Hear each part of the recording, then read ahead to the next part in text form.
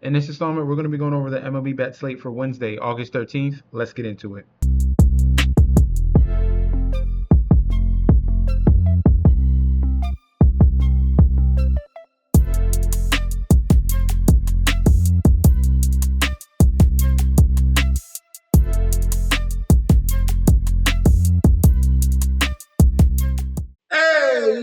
Welcome back to the channel. It's your boy Chef D, and I'm here to bring you the winning ingredients for our MLB slate we got going on for August 13th. Before we deep dive into that, don't forget to like, comment, and subscribe to the channel. Make sure you follow me on Instagram and Twitter at MetsNetChefD. Don't forget about that TikTok at Chef_D91, and don't forget about that Patreon. Right now, with the homepage of the YouTube channel, currently at 10.2 thousand subscribers. This is the road to 20K, and we're well on our way because you guys are showing up each and every single day. If you're already subscribed, continue to like and comment. That helps the YouTube algorithm so you can grow to a much broader audience. All right, now for the previous video, we went 2 and 3. All right, we are battling that over 500 mark. All right, we're gonna get there. This is the second half of the season. We're finding out now what teams are going to falter and go out and bow out gracefully. Teams are getting geared up and trying to fight for a wild card or a division. So we're going to get it right. Just continue. This is 162 games. All right, so we're going through this, and we're trying to finish strong and get to that football season in the positive. All right, so for that last video, 2 and 3, for the Patreon here, if you guys want to sign up for the futures, because I'm already geared up here. I dropped the NFL futures 5 days ago. Remember, I'm going to be adding to this throughout the whole entire month of August. If you want to find out what my futures are for this NFL season, then you click on that link provided down below. You're going to get full access to this, as you see right here. So you get full access to daily bets, future bets, and then access to that group chat as well, because it's not just me in here. The community is going off. Leo, as you can see, beautiful parlay from Leo, 50 for 340, Yankees, Mets, Brewers. Leo again with the Diamondbacks on the money line. So we go off in here. All right, we go off in here. We talk about and build parlays 24/7 in this chat. We got guys giving out information on which way plays are gonna go, percentage of possibility analysis. Everything's in there. Everything's in here. All right. So click on that link right down below. Get access to this. Do not miss out, and you're gonna be fully ready. We're getting geared up for football season. That's gonna be our main thing as of right now. All right, first game on the slate for Wednesday, we're going to go over. We're in Milwaukee here, American Family Field, 75 and 44 with the comeback of the Pittsburgh Pirates, 51 and 70. Pitching matchup in this one, Mitch Keller, 5 and 10 with a 3.86 ERA. Going against Brandon Woodruff, 4-0 with a 2.29 ERA. Looking at the odds for this game here, Brewers solidified home favorites here, minus 200 with the comeback of the Pirates at a plus 165. Total runs at 7.5. Public bet percentage here, 88% of the bets, 97% of the money all over Milwaukee. For the total runs, 86% of the bets, 83% of the money towards the over 7.5 in the total. Now, the Brewers right now are on a insane streak right now. I believe it's 11 wins in a row. Let me double check. I believe it's 11. It's either 10 or 11. Let's see. MLB standings. Should be 11 now, since they won today 14-0 against the Pirates.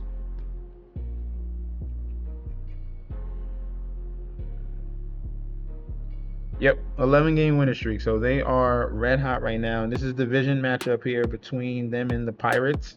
So looking at this one here, can the Pirates stop this winning streak? All right, Mitch Keller could be the guy to stop it. He's been really good this season, especially on the road. 3.81 ERA. It's that batting average that's much improved. With 223 batting average, he's only given up as well. Only 43 strikeouts in 56 and 2/3 innings. He's really not that much of a strikeout guy. But we're looking at his advanced numbers. Only a 1.03 home run per 9 versus lefties. It's under 1 versus righties. That's really good. The walk rate could be a concern versus lefties at 9.6, and a 250 batting average and a 1.41 whip. All right. Other than that, he's handling righties fairly well. Lefties giving him a little bit of trouble, but definitely well enough for him to have this really solid ERA and solid numbers on the road as well. Now, Brandon Woodruff coming recently back into the season here, he has been absolutely outstanding, one of their aces here. And at home, 3.12 ERA, 190 batting average, 24 strikeouts in 17 innings. He's been stellar, absolutely stellar this year so far. So at his home numbers here, he's got a lot of, so that's what? His home run per 9 is not good.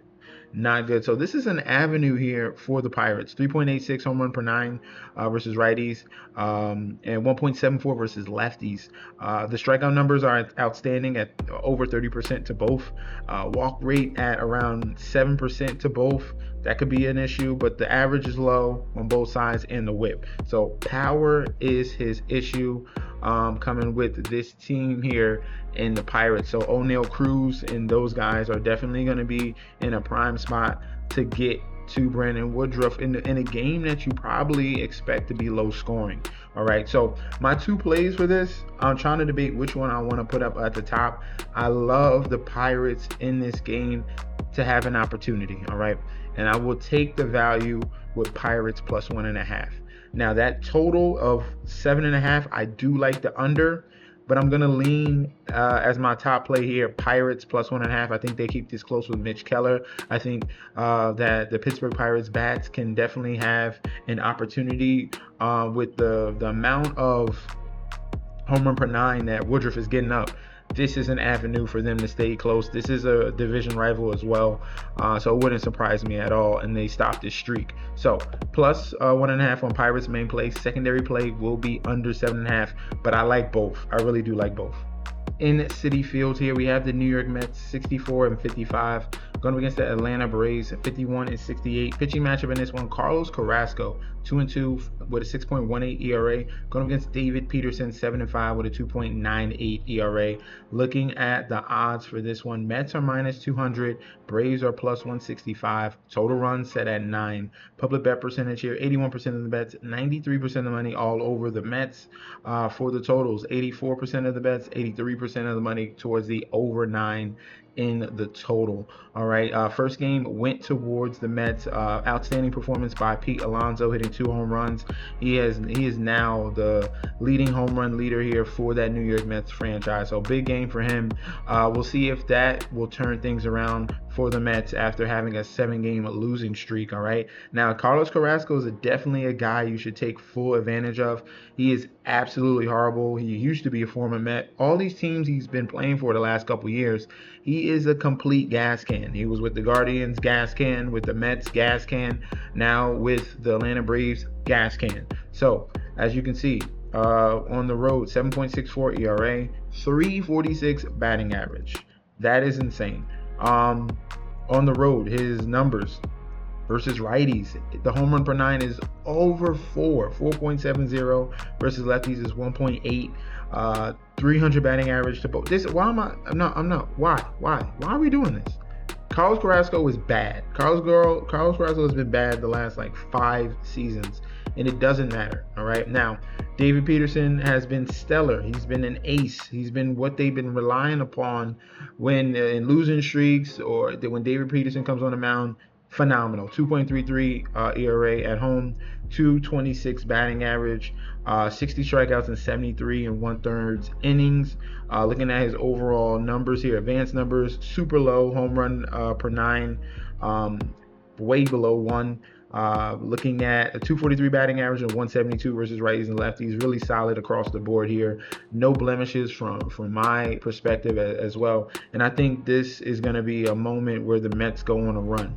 All right, so Mets just had a 7-game losing streak. Now they face bottom feeders in the NL East. They handle Atlanta 13-5. Maybe we get things started with Pete Alonso. Maybe that trickles down to Juan Soto and Cedric Mullins. They got a ton of guys in this lineup here. So I love the Mets here. I I'm not going to give you -2. I should. Mets money line, yes.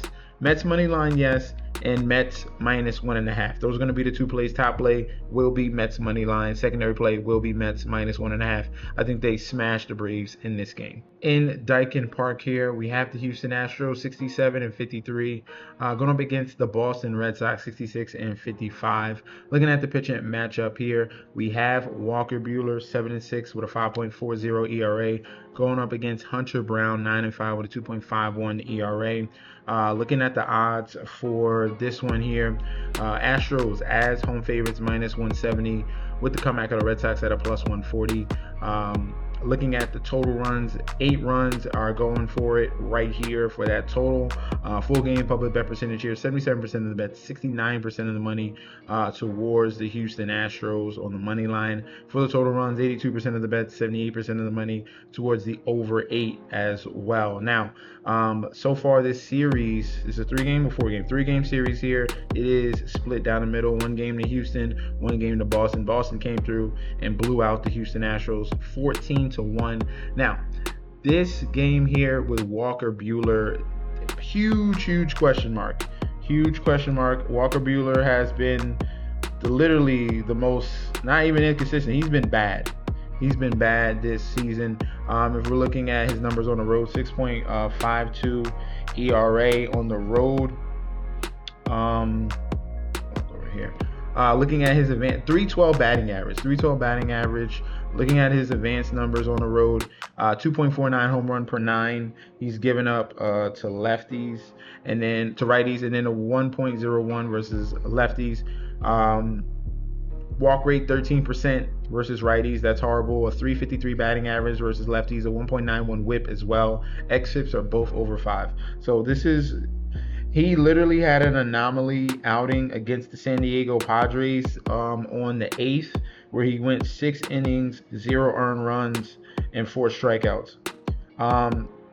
You can go back 3 starts ago when he pitched well against Philly, but they still lost, where he went 7 innings and 1 earned run. But overall, if we're looking at his total game log, he's given up 3 earned runs, 4 earned runs, 5, 8, 5. These been like putrid outings where he can't even get out the first inning. So it's up to you on this discretion thing with how Walker Buehler is going to play in this game. Jekyll and Hyde, super up and down. He has the talent to pitch much better, but he's really struggled this year. And then you have the product of consistency here in Hunter Brown. Hunter Brown, 2.37 ERA at home, 174 batting average, 75 strikeouts in 60 innings. So the strikeout rate is through the roof. Strong numbers at home as well with a low average and low whip. There's no way I can trust Walker Buehler. I just can't. I have to go with the Astros in this game. I like them on the money line. Secondary play would be Astros team total over. If we get one of those outings from Walker Buehler, which most likely it would happen, then against this lineup here, he should have no chance. So give me the Astros on the money line, Astros team total over as the secondary play. In Great American Small Park here, we have the Cincinnati Reds 63 and 58 going up against Philadelphia 69 and 50. Christopher Sanchez here 11 and 3 with a 2.36 ERA going up against Hunter Green 4 and 3 with a 2.72 ERA. Looking at the odds for this one here, we got the Phillies as road favorites -140 with the comeback of the Reds at a +115. Total runs at 8.5. Public bet percentage here, 74% of the bets, 84% of the money on the side of Philly. And for the total runs, 70% of the bets and 55% of the money towards the over 8.5. So sharps are coming in on that under here, as you see that discrepancy from 70 all the way to 55 here. Okay, first 2 games have been split. 1 to Philly, 1 to Cincinnati, and now we got 2 aces on the mound here. Hunter Green, to start off with the Reds, has been very good at home, 2.12 ERA, 150 batting average, 45 strikeouts at 34 innings. So we got us a pitching duel here. Definitely, you could check the weather in this one, and also the ballpark itself, that the ball flies in Cincinnati. But these guys here, they, for the most part, keep a low home run per 9. So Versus righties, Hunter Green 0.57. That's really good. Versus lefties 1.47. That's not good. All right. So some power is definitely for lefties, but you got an insane strikeout rate to like mitigate that. All right, so 35% strikeout rate to lefties, 33 versus righties, super low average and whip. This, for me, looking at this, looks like a pitching duel. We already know what Chris Sanchez brings to the table here as well. Looking at his splits, 2.39 ERA on the road, 241 batting average, 76 strikeouts in 79 innings. Looking at the home run, dang, wow. Home run per nine is way below 1.63, 0.42. Average at 250 versus righty, 196 versus lefties. So looking at this game here, the first two have gone under. This one looks like an under as well. Ultimately, my favorite play is taking the Phillies on the money line to get this win. So I would take the Phillies on the money line. Secondary play, figuring out the total. You're getting the 8.5 because of the ballpark. All right. The pitchers are strong enough to hold this average, but with the way that these offenses can go, it could get ugly fast, especially with the fact that the first two games did go under. I would have faith in the pitchers in this one. So have faith in the pitchers. I'll stick with the under 8.5 as the secondary play, but main play is going to be the Phillies on the money line. Last but not least here, we're in Oriole Park, Camden Yards, Baltimore. Orioles 53-66, going against Seattle 67-53. Logan Gilbert 3-4 with a 3.35 ERA. Trevor Rogers 5-2 with a 1.44 ERA. Looking at the odds for this one, Mariners are road favorites with the comeback of the Orioles at plus 118. Total runs at 8.5. Public bet percentage here, 73% of the bet, 76% of the money for the Mariners. Here on the money line for the total runs, 72% of the bets, 57% of the money coming in for the over 8.5. Sharps are on the under in this game at that 40, as you see the discrepancy of 72 to 57. All right. Now, first game went towards Seattle, very low scoring environment. And then the Mariners are on a really, really nice win streak here. Let's see how many. It's at least 5. I have to double check on how many in total. Seattle is currently on an 8-game winning streak. Okay, 8-game winning streak coming into this one here, going up against the Orioles. Can the Orioles stop him with Trevor Rogers?